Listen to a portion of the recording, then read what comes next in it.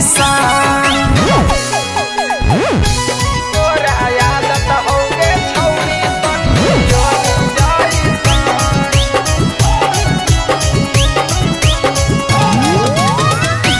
पिया खाली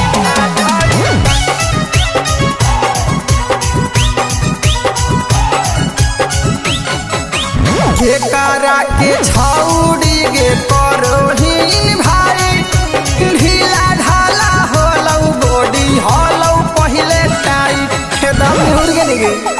केकरा के छौड़ी गे परोहीन भाई ढीला ढाला होलौ बॉडी होलौ पहिले टाइट।